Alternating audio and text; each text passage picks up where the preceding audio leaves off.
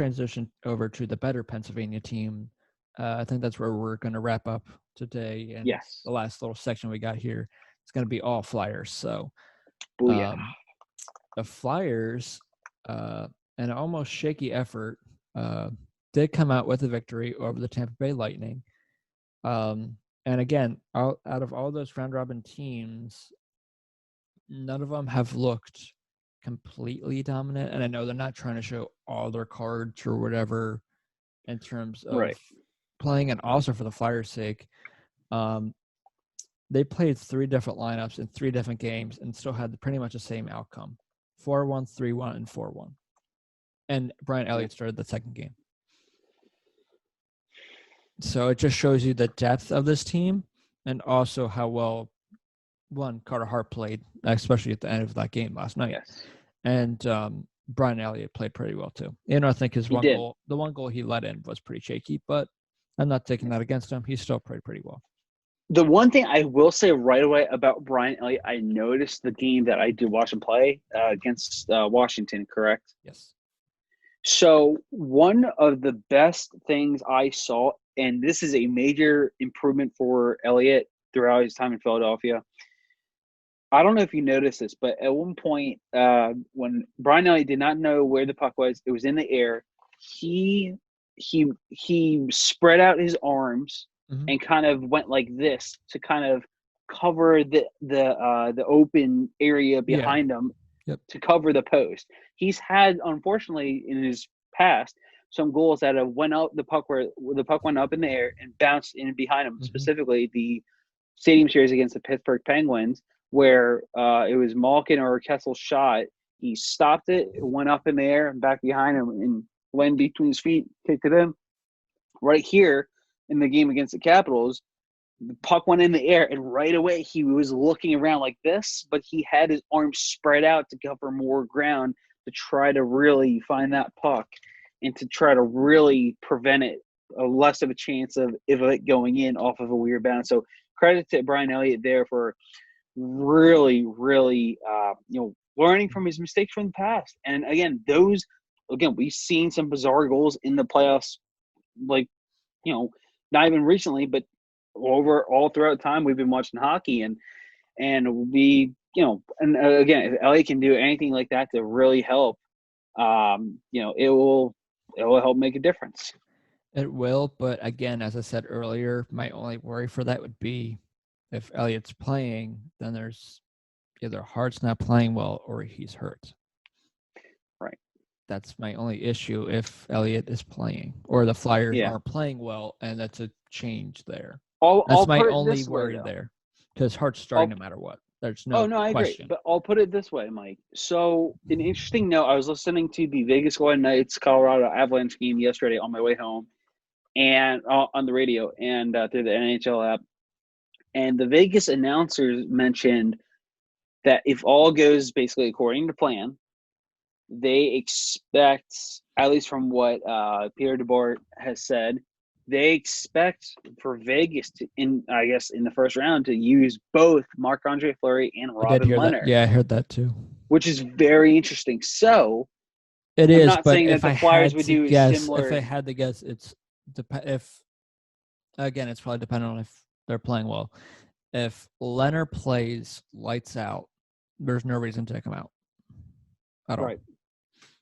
If he's a little shaky, then I get it. If there's vice versa. If there's a back-to-back, like there was in this past series, then absolutely, that's perfect, because then you have someone you can rely on for the backup. Yeah. Again, and if the Flyers do something similar, hey, I'm okay with that. Yeah. They've done in the past where back-to-backs, they don't really like both goalies going. Yeah. Plus it keeps the teams guessing. Mm-hmm. Exactly. But The Flyers' whole thing throughout is still making the teams guess, because every game has been different. I'd love it if Ghost starts game one in the I would round. Too. Is he going to? I don't know. Haig started the first 2. I don't know. I'd love him to. So we have a lot to also really. He should, because actually this too, because I saw this when I was looking at my phone a second ago when you're talking about Penguins. Claude Julien praised the Flyers as the best team in the playoffs right now. There you go, Claude Julien. I love it. So there's I that. love And it. not that I don't think the Flyers have looked about the best team so far in the playoffs, they're still shaky. It's still something I brought up earlier in the season, and they're still. We were texting last night. Yeah, the first 10 minutes, it's a struggle for the Flyers. It takes a little time for them to get into games, and the Lightning almost capitalized. They had two. Yeah. They had two breakaways against the Lightning. Yeah, Nikita Kucherov was one of them, and again, it's now at the moment I don't have to worry about it because we don't have to play the Maple Leafs. But that was my worry about the Maple Leafs. That's the other thing was that even though at the end the Flyers were a little gassed, but also the Lightning have very good speed as well. And you saw it. The Maple Leafs are another team. The Flyers have average speed, yeah.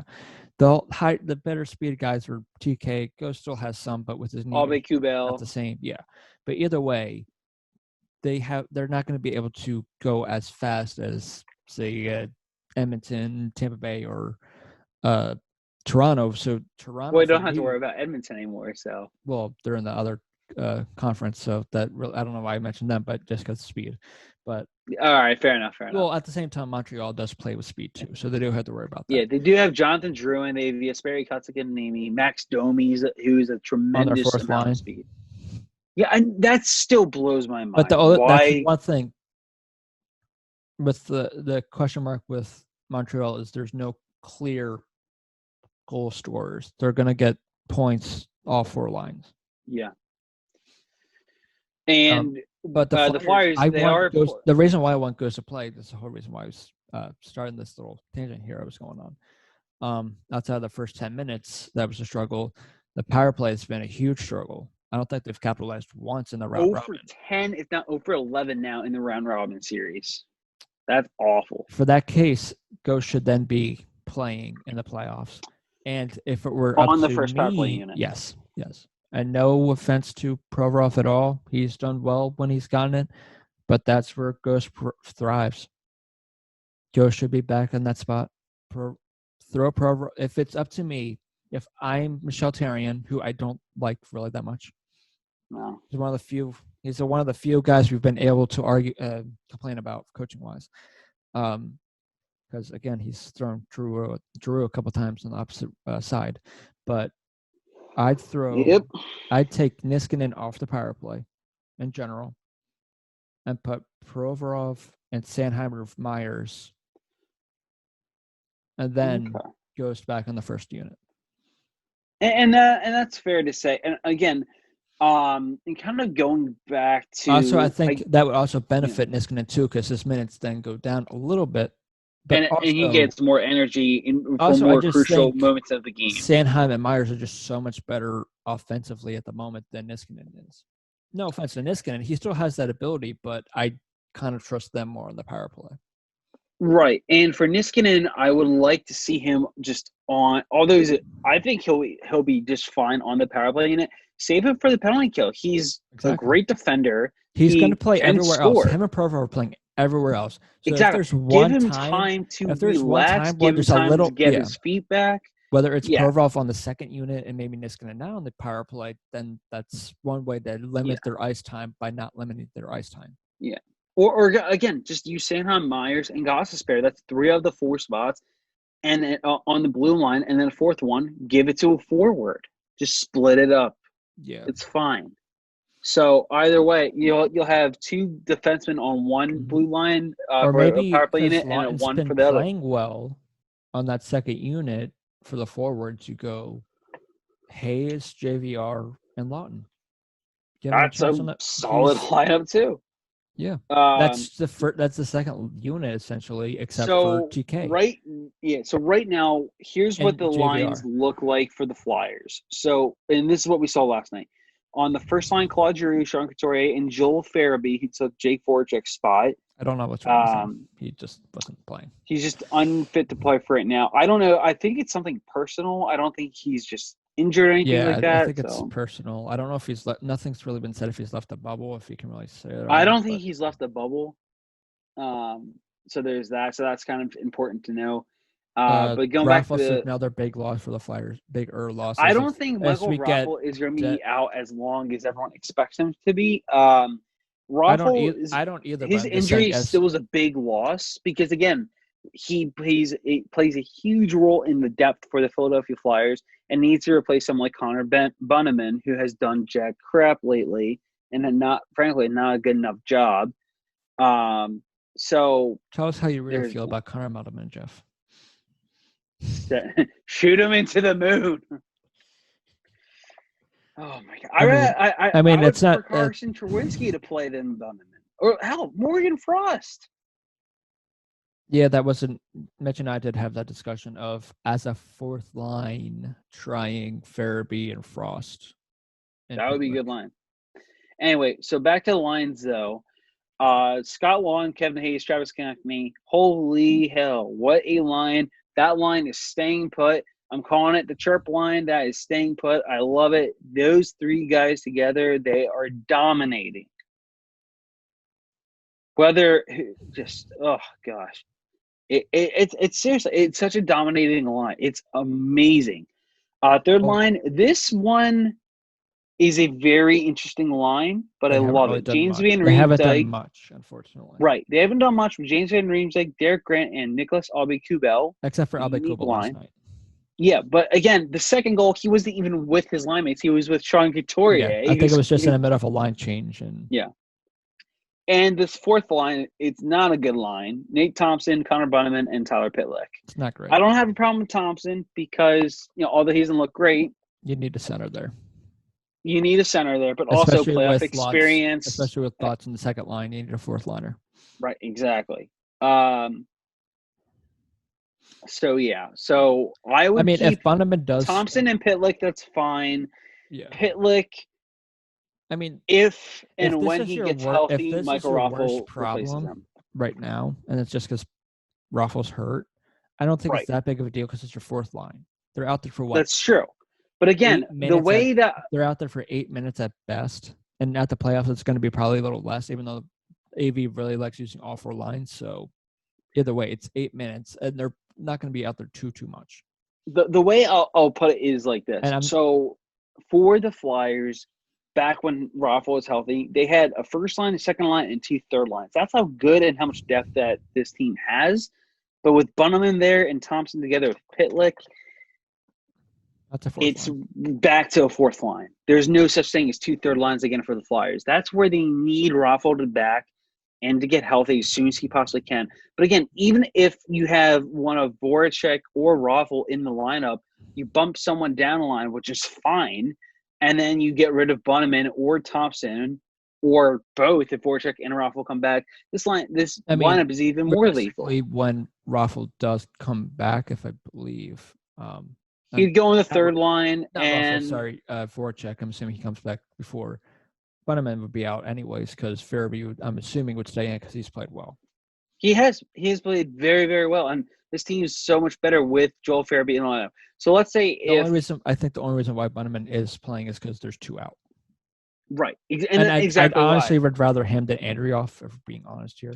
That I agree with. I'm not a fan of either. They're just a fill-in spot, but again, I'd rather see someone like Morgan Frost get a chance.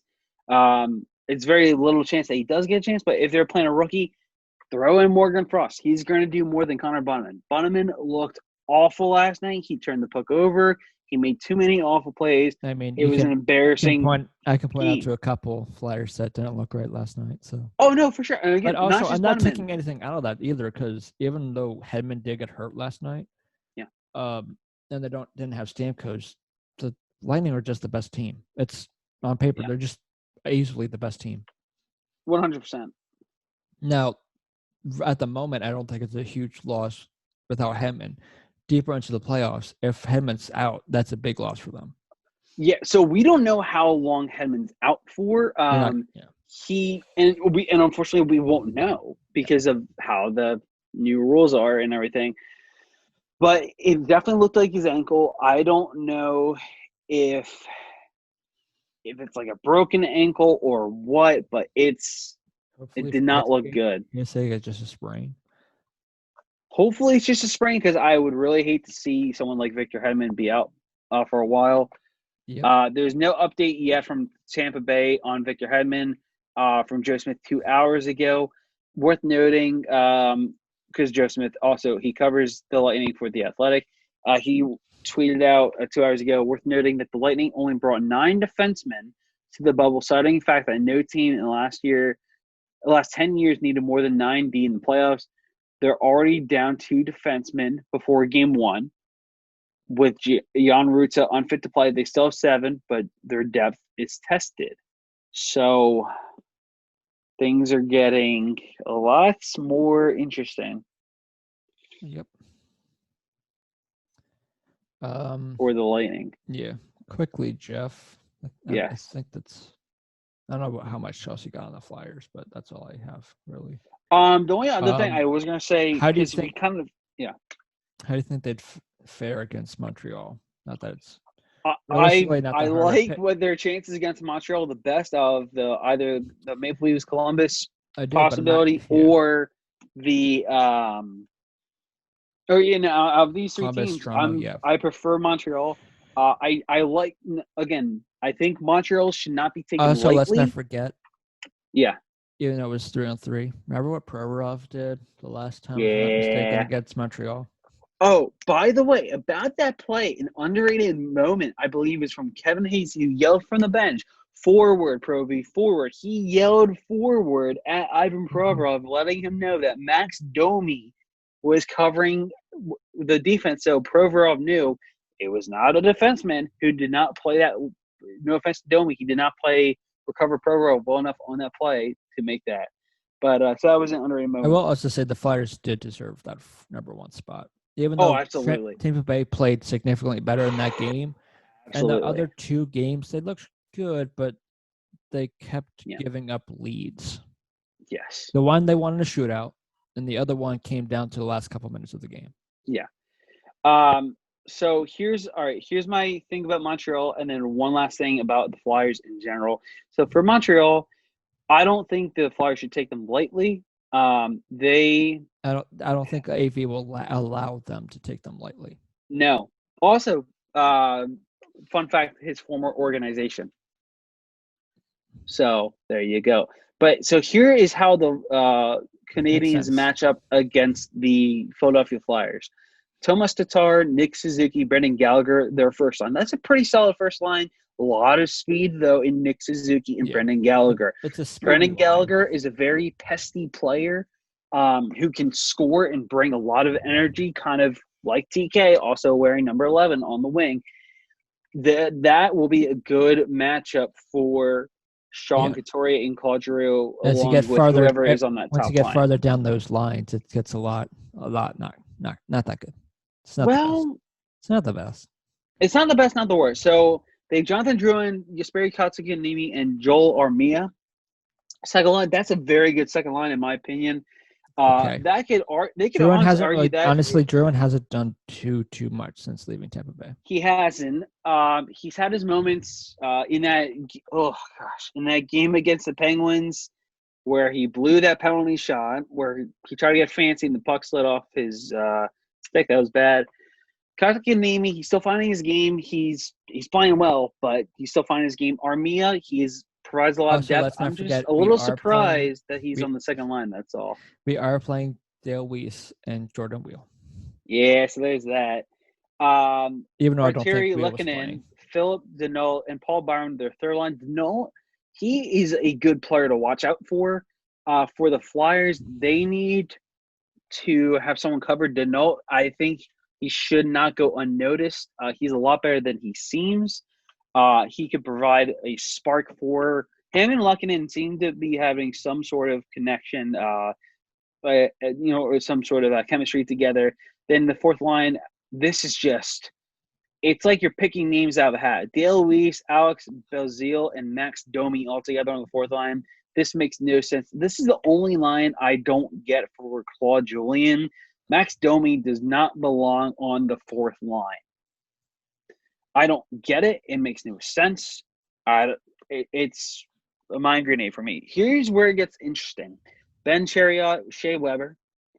Brett Kulak, Jeff Petrie, who, by the way, has been on fire for the Habs, scoring 2 huge goals for the Montreal Canadiens against the Pittsburgh Penguins in their series, and Xavier Ouellet and Victor Mete on defense. Canadians, they have, I'll say this, I'll put it like this. They have a lot of speed. If they wish to advance more, Carey Price will have to stay on his head again. Do I think he'll do that? No, I do not. I don't have that much faith in Carey Price to keep it up for that long. But again, also the way that the Flyers' depth has been playing. Again, we mentioned that the Flyers' big players. I also Claude Giroux, Sean Couturier, Jake Voracek, Kevin Hayes, Travis Konecny. None of them scored a single goal in those 3 round robin games. It was all their depth players. That is scary. The fact that not a single one of their star players had scored doesn't mean that they didn't get assists. They just didn't put the biscuit in the basket. And they are the first seed in the Eastern Conference here in the 2020 playoffs. That is beyond scary. So Carey Price is really going to have to be careful. Their defense honestly, they're big players in Shea Weber, Jeff Petrie, and honestly Victor Mete, who's a young player, but he has a lot to learn. This is going to be a real strong test for them this season. So that is something to watch out for. I'll tell the fourth line, maybe just because of Max Domi. I think each of the Flyers' 4 lines, because obviously the Couturier line is going to go up against Brendan Gallagher, and I think any of those Flyers' 4 lines can go up against the Canadiens' 4 lines easily. Right. The only thing that makes me hesitate the 4th line is Max Domi.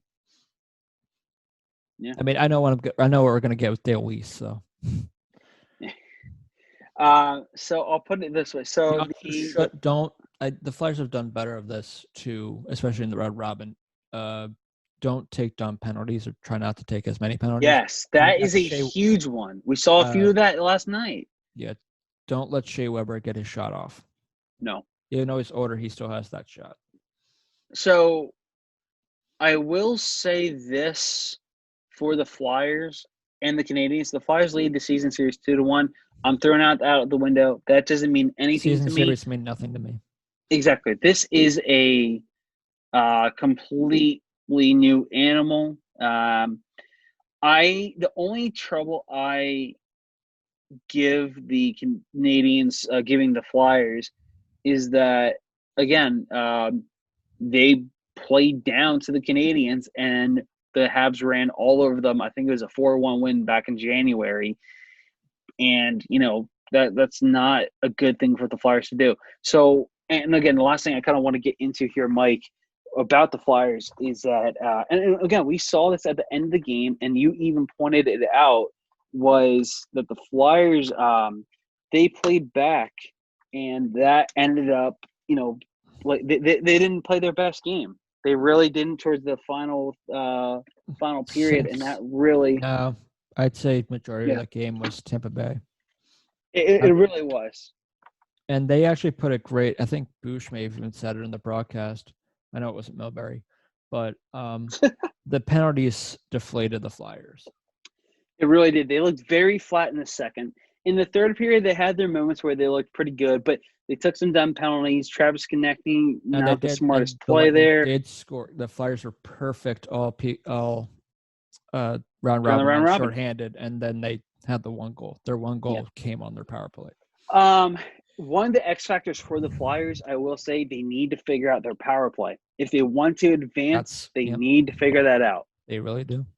The only other thing I have left to say about this Flyers-Canadiens series, focus on the Montreal Canadiens. Don't focus on the second round. Don't focus on the Eastern Conference Finals. Don't focus on the Stanley Cup Finals. Don't focus on being Stanley Cup champions.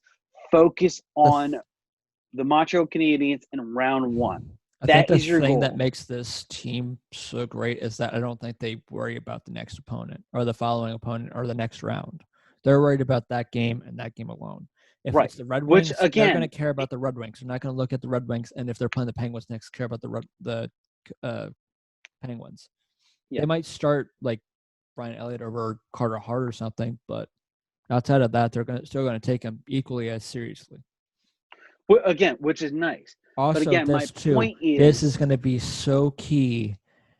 Even if he doesn't play, Oscar Lindblom joined the team on Friday, I believe. At least that's when he was scheduled to join the team. Mm-hmm. I haven't heard really anything about that, but I'm assuming right. You're probably not going to hear that. But he joined the team, whether he actually, obviously he has a quarantine for a bit, and then he can join the team. But at that point, that alone will boost the Flyers. The fact that he's even in Toronto already, that's a huge uplifting amount for the Flyers. Mm-hmm. Not that it wasn't. It wasn't already because they were playing for him already. But now that he's now he's going to be actually there in person. Yes. They know he beat his cancer. He's going to be in. He's going to be in the stands. And the fact that he's there and he's watching his boys, his teammates play, and they're playing for him. Oh my gosh! I'm telling you, watch out.